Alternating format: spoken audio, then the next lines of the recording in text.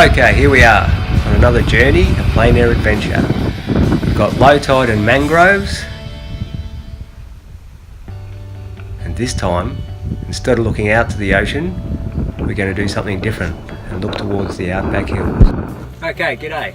Now I'm Richard Musgrave-Evans, and I'm at the top of the Spencer Gulf again. Now today, what I'm painting is, I'm in amongst the mangroves. The tide's gone right out. You get a really big tidal flow here between high and low, so there's normally water where I'm standing, so hopefully I can get this painting done before that all fills in again. What I've got is a few rock pools left and the mangroves, and I'm actually painting away from the beach. The beach is this way. I'm painting towards the Outback mountains in the distance. So this will be a nice lead in to that subject there. And today I'm working vertical on Belgian linen and clear primed, and how I like it, clear primed Belgian linen. Oil paint again, palette knife. Now I've tried to set up the palette here. Normally if I was painting I'd have the palette here, but the reason I'm setting it up here is so you can see me mixing, because that's part of the fun. Alright, now once again it's all just blocked in basically, just a bit of a hill outline here and a few of the dark shadows just to compose the picture. Alright, time to get into it. Let's go. Right, biggest differences. Okay. The sky, I reckon. The sky today is the biggest difference. So, what are we going to make? Yep, okay.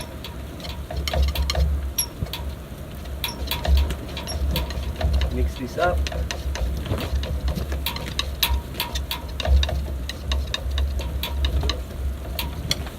Mix a little pool there of spectrum blue and yellow ochre.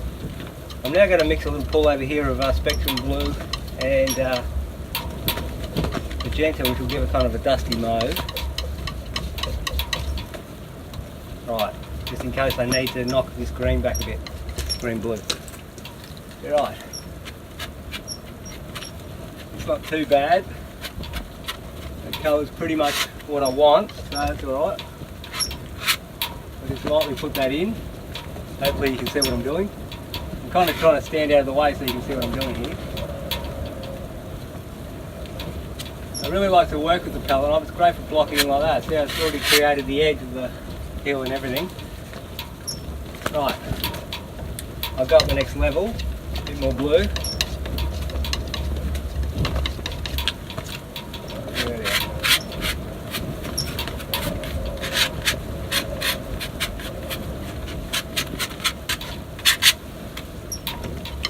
go. Up another level.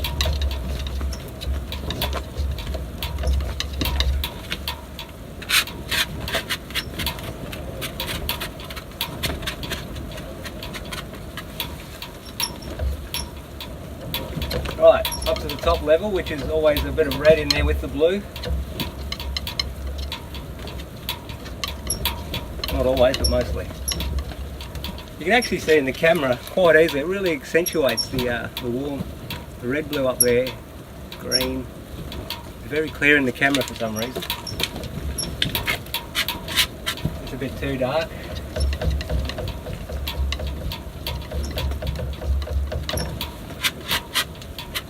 I like it fairly dark. I like to work dark at the top. To me it feels more like a sunny day when it's dark up here.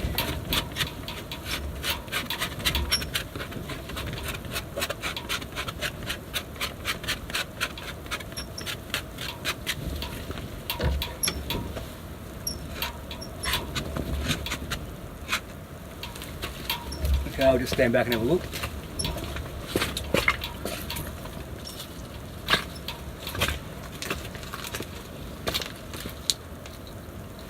Right, now there's some foreground waters here that are kind of a pale bluey colour. I might bang them in now.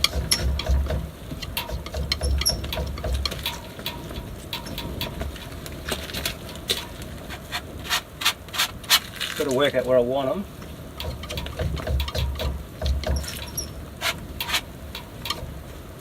I'll just do downward vertical marks like so. Purposely doing more than I actually need. Oops.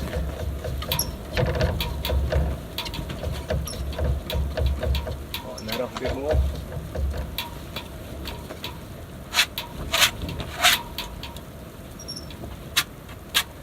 purposely putting more of this water in than it's actually going to end up being there, and then I'll paint over the water.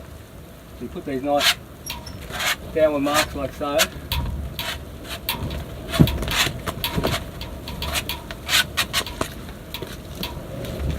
Maybe just a tad more up here. Like that. Now, biggest difference, some of those green sort of paddocks and then the trees next, I reckon.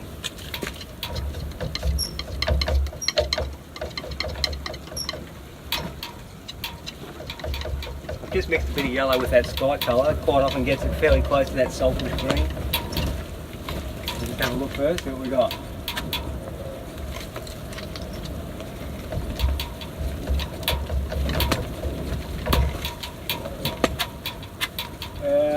Right,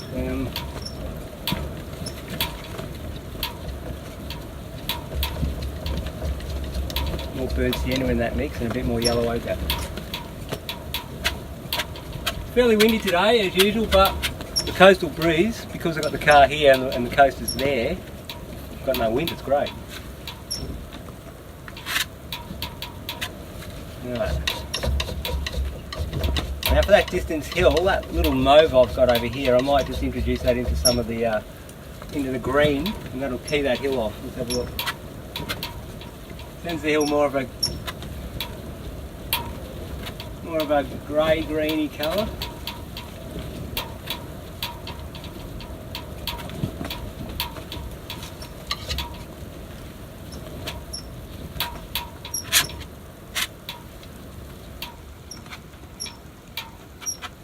That'll do for now. And a bit of paper towel.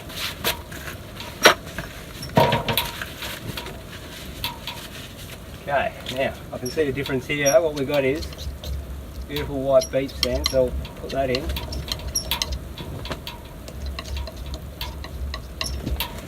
Bit of sand, it's hard to see, and let's have a look. Just in here there's sand, yeah.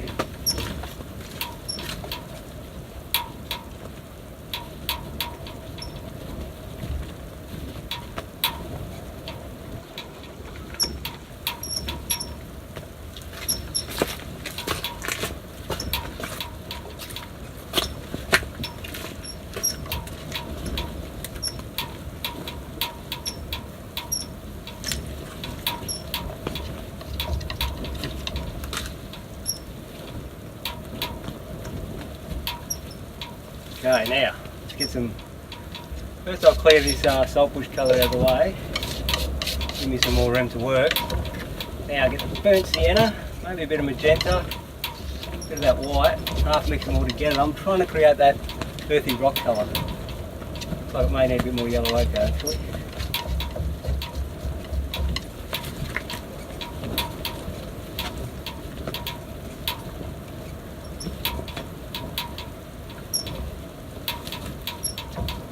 Half mixed burnt sienna.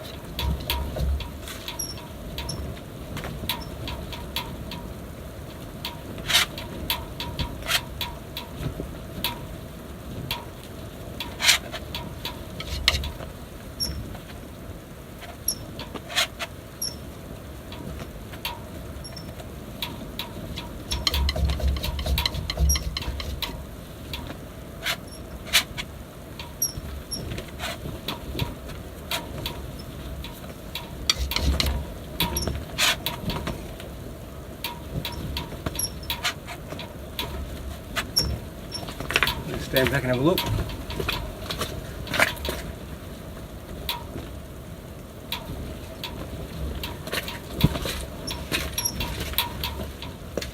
Bit more yellow ochre in the mix, I reckon.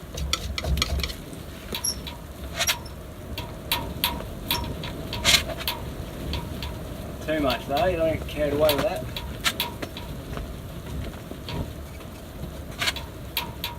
Trying to lightly put it over but leave that blue watercolour and just kind of rub this new colour across the top of it. Now, always working in the biggest order of visual importance, the biggest differences. There's a little bit of a nice sky cloudy area, so I might mix up the colour for that.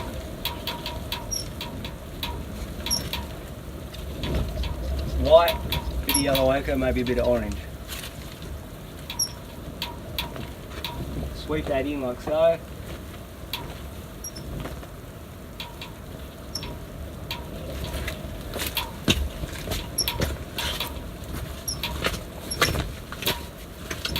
Now what I can do with this palette knife is bring the sky down by pushing the paint down like so.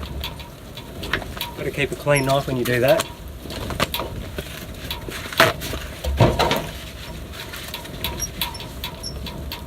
Okay, well, what have we got here?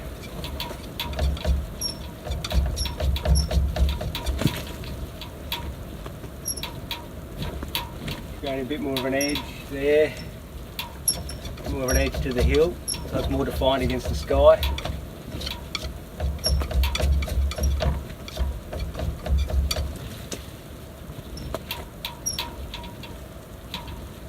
Just trying to also paint some of this little bit of foliage on the hill, just like a few shrubby little bushes and whatever, and just going to lightly put them on now. Only very lightly touching. Lightly dragging across the surface, not too hard, you don't want to press too hard.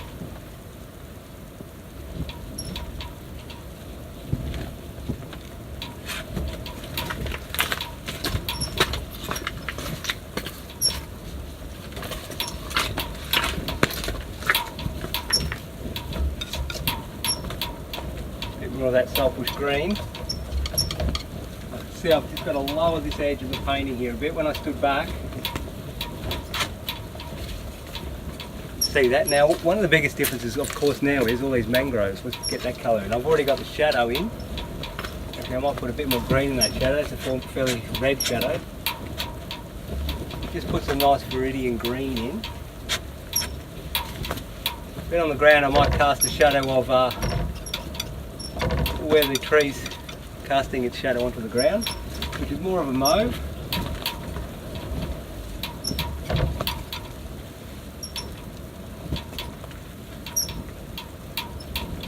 So, everyone just here,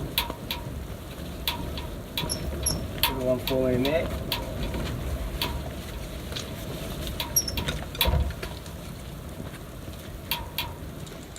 Right, now, mix up this colour for the foliage, the light tone. Yellow ochre, viridian green, tiniest bit of burnt sienna I'd say. Have a look. Just very lightly again touch, like that, see that? We're just lightly, hardly touching. And what it's doing is it's just dancing over the top, so you don't actually cover all that shadow, you get a lot showing through. A little bit of bush here, stick that in. I'll introduce a bit of a bush there, hang on. That means I need a shadow obviously.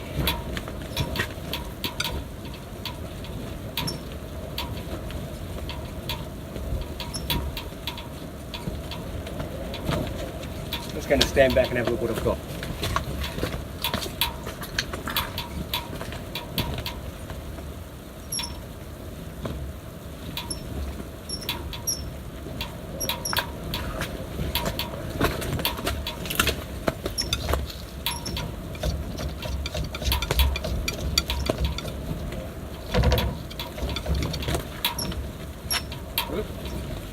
Got a bit of green in there, I didn't want that.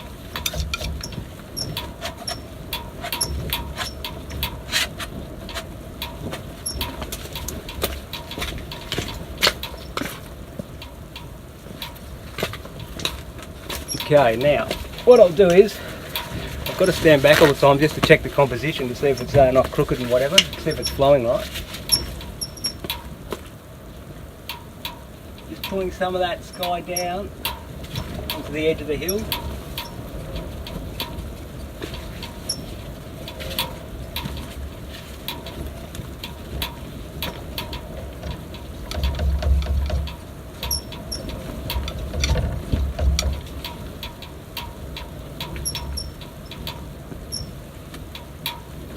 More of the low tide sandbank stuff.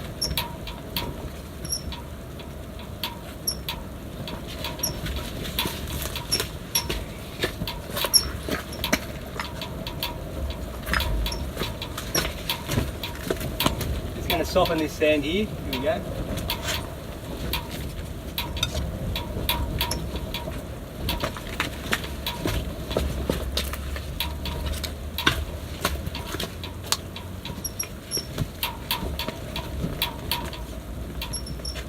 Sometimes what I do is I clean the knife completely, and then I pull through the paint, like the edge of the foliage of the tree there. I actually just lightly pull through the edge with a clean blade. I might even do it here, let's have a look. And push it back up to get the shape of the heel that you want. It's a good way to soften and put subtleness. Palette knives are a very harsh way of painting, but the blending by dragging is a good way to soften.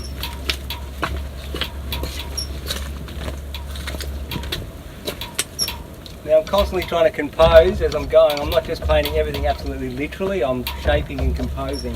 When I stood back then I feel like I need a bit more here.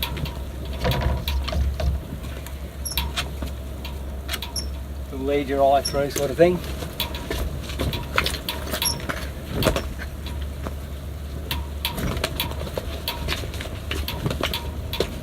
Clean knife.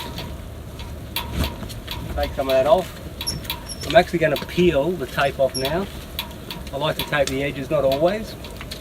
I do quite often on the little ones in particular.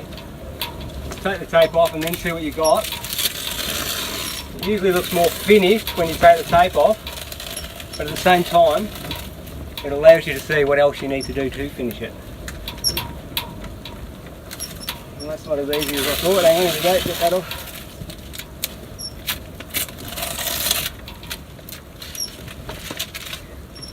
Just jammed under there, we go. Right, so I'll put that over here.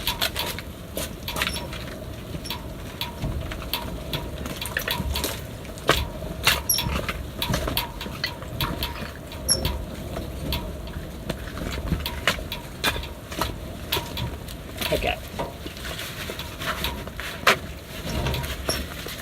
Clean the knife completely clean. Pull the sky down. Touch the top of the hill.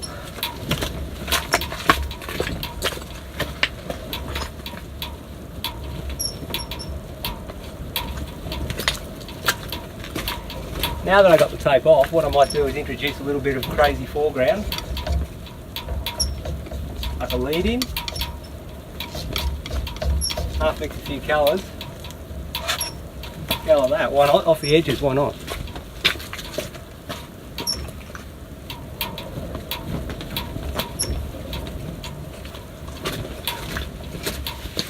Alright, so that's pretty much it.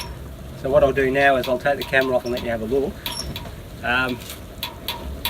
Pretty much the whole thing. So we've got the hills. There's water in there that's pretty hard to see with the camera, but believe me, there's shallow water similar to this one in through there, so I've really brought that up and made it obvious. And like I said, this is low tide, so the tide's normally totally in here and among all these mangroves. It's just water. And I'll get the car out of here in a minute, so that'll be good. But let's have a look. Right. Okay, I'll turn it off.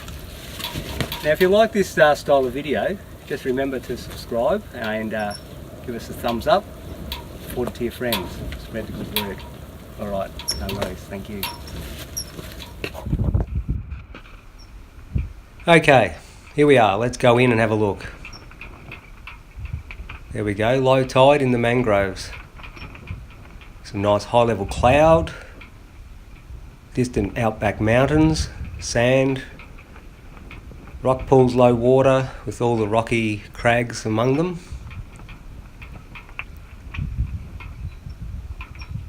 I'll just come back in so you can have a look at some of the smear techniques and stuff that I like to use, blending the beautiful colours together. The play of the mountain against the sky. And there's your whole basic effect. Alright, let's move on to the palette.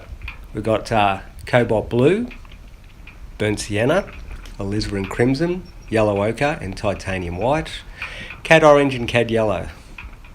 And I'm working with magenta and viridian green. Now I'll just take you in and you can see how I like to half mix colours and smear, giving that kind of streaky rainbow effect.